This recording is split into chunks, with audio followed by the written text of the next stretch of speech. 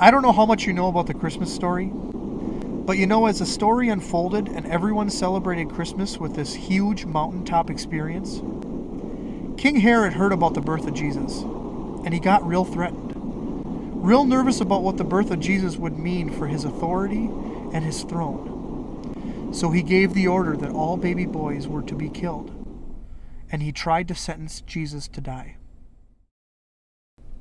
So God sent an angel to speak to Joseph, Jesus' dad, in a dream.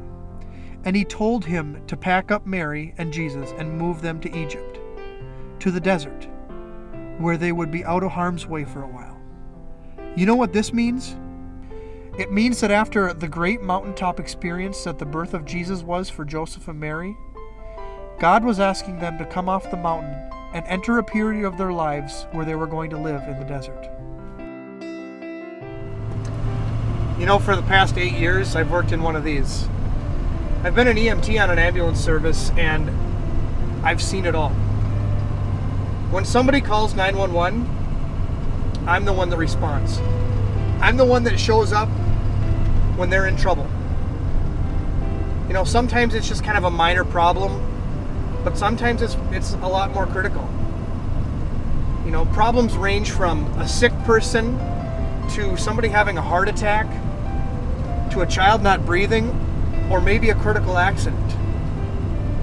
These people are scared, they're lost, they're lonely, and they don't know what's next.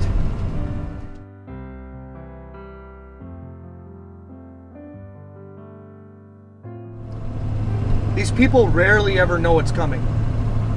They expect their day to be different, but things change. They're in a place where they're lost and lonely and scared and everything in between. You know, this is similar to the story of the birth of Jesus.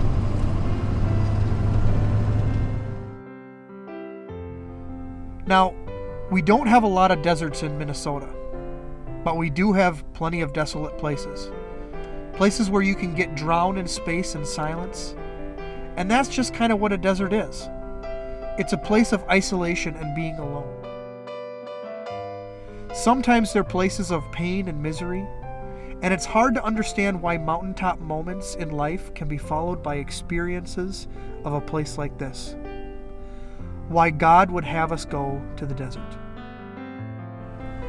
You know, and real honestly, I think that that's what Christmas is for a lot of us.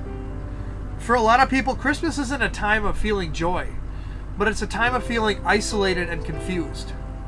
And that's what we want to talk to you about today, is what to do when we feel like God Himself has sent us to a place we don't understand, and we're surrounded by people and still feel completely and totally alone. Today we'll talk about how to understand and survive when Christmas is spent in the desert.